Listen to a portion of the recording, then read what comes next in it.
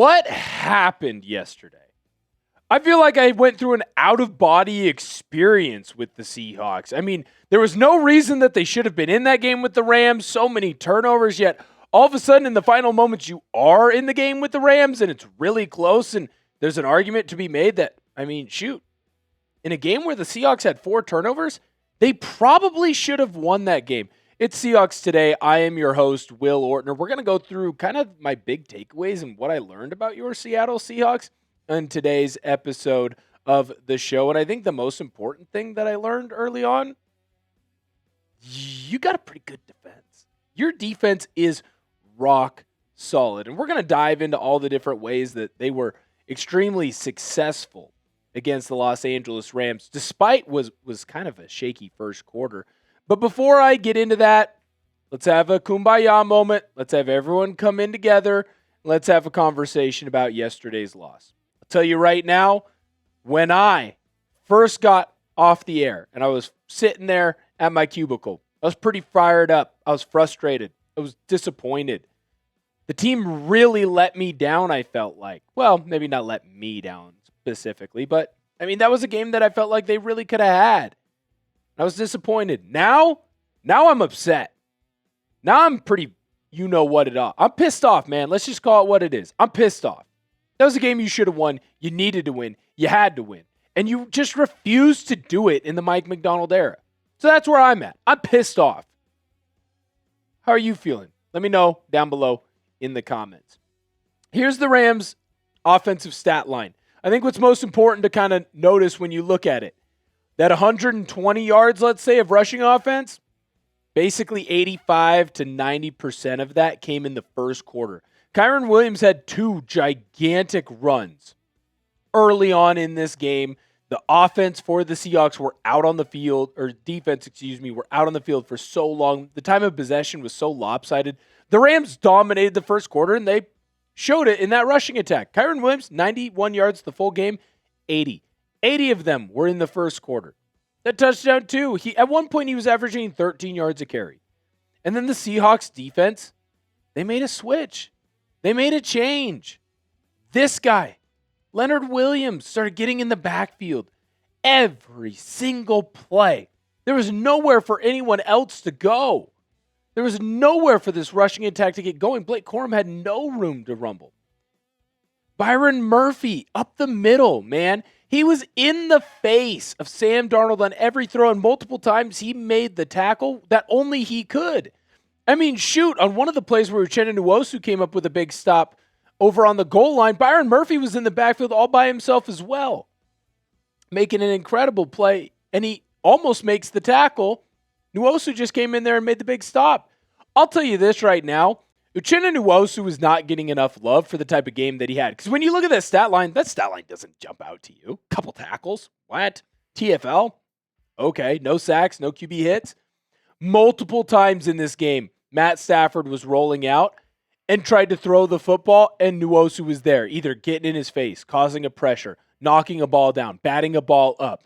He was lights out in this one. And it was an incredible game from a player that it's going to look quiet if you just look at the stat sheet.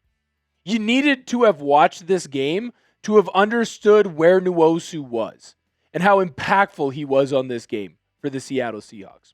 I was very impressed with Nwosu, as I have been all year. But this is the first time in a game where I felt like he didn't affect it in the stat sheet as much as he affected it in what he was doing.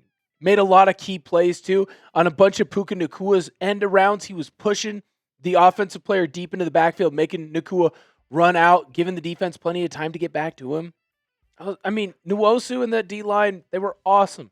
They were awesome in this game. They got punched in the mouth. They came back with a great counter. You have a Super Bowl type of defense over in Seattle. The next thing I learned is that your run game, it's not bad. It isn't bad, man. A lot of people after the game wanted to blame others. The Sam Darnold apologists, which we're going to get to you here in a little bit. They wanted to blame the offensive line. They wanted to blame the run game. And honestly, I thought that this run game looked pretty darn good. Kenneth Walker moving the football efficiently, had a couple of big runs.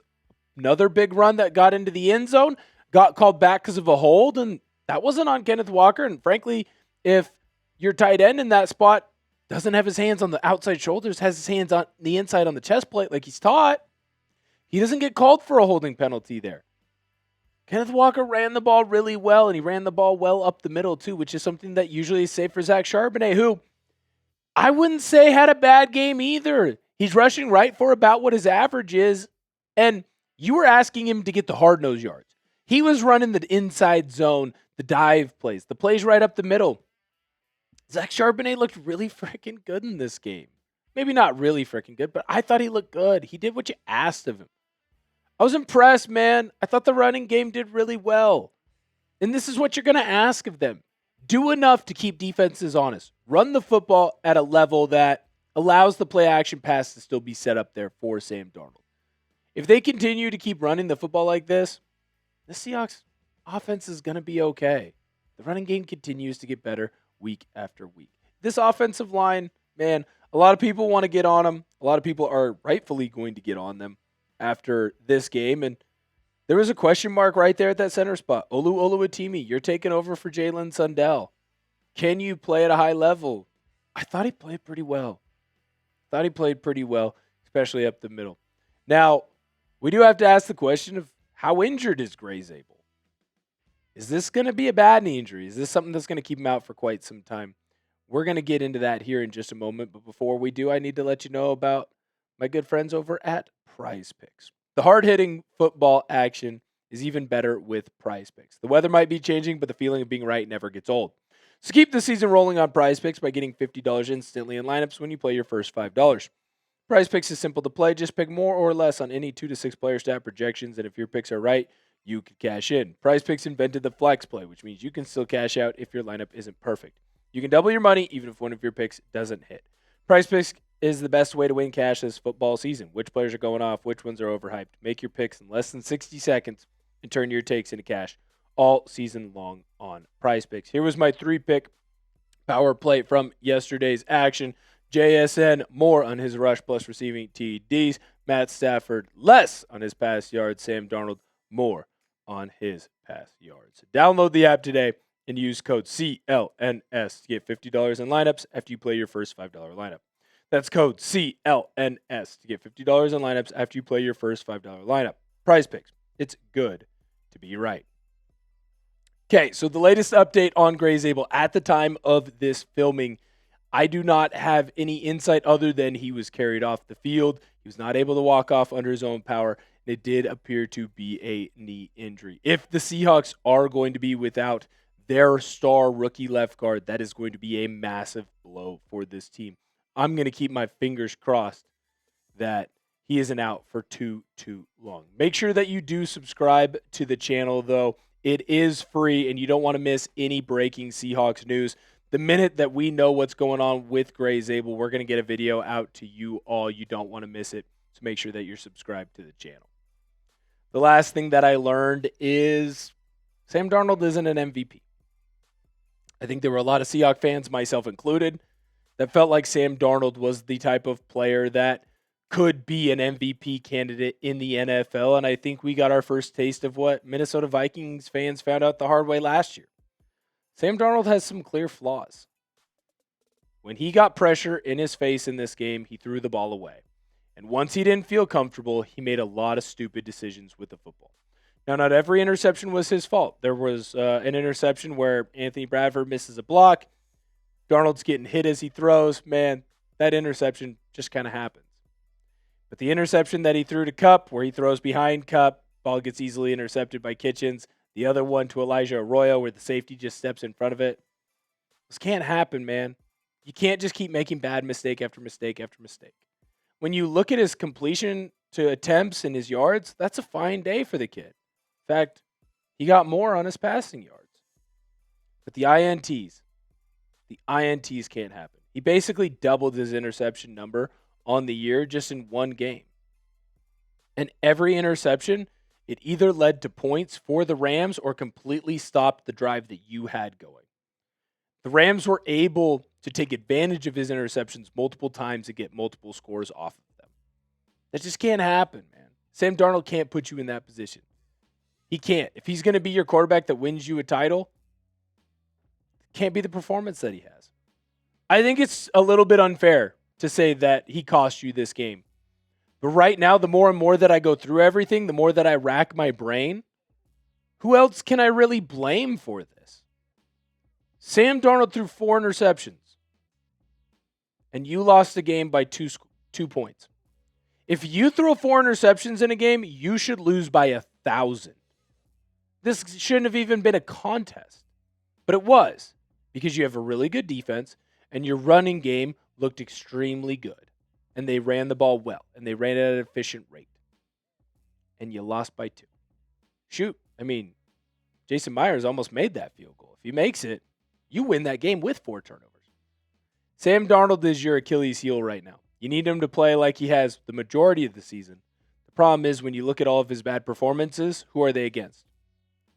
San Francisco 49ers, good defense before everyone got hurt. Tampa Bay Buccaneers, good team before they had even more injury issues. And now the Los Angeles Rams. In your 3 biggest games, he has made big mistakes. I mean, shoot, even in your game against Pittsburgh, he had 2 interceptions. Sam Darnold has to play better in more important games. If he doesn't, I don't really know what the true extent of the Seahawks playoff run is going to be. These are the things that I learned. I think that defensively, you have a Super Bowl championship type of defense. Your run game, I was pretty impressed. They keep getting better every single week. That opens things up for Sam Darnold. He has to take advantage of them. In this game, he didn't. He's got about 2 months to figure it out because you got playoff games coming. They're coming really quickly. Let me know what you learned after watching the Seattle Seahawks against the Rams. It was their biggest test of the year, and unfortunately, they did not pass with flying colors. Got to figure out a way for the Seahawks to get more wins. Let me know what you learned down below in the comments. Make sure you head on over to X at Will Ortner. Give me a follow over there. That is where I will break the news that I hear about Gray Zabel first. I'm constantly tweeting about the team. You don't want to miss it. And, of course, subscribe to the channel. We're closing in on that 76K subscriber mark. What do you get if you subscribe? Free daily Seattle Seahawks content. You just don't want to miss out on it. Thank you so much for tuning in. Catch you guys next time.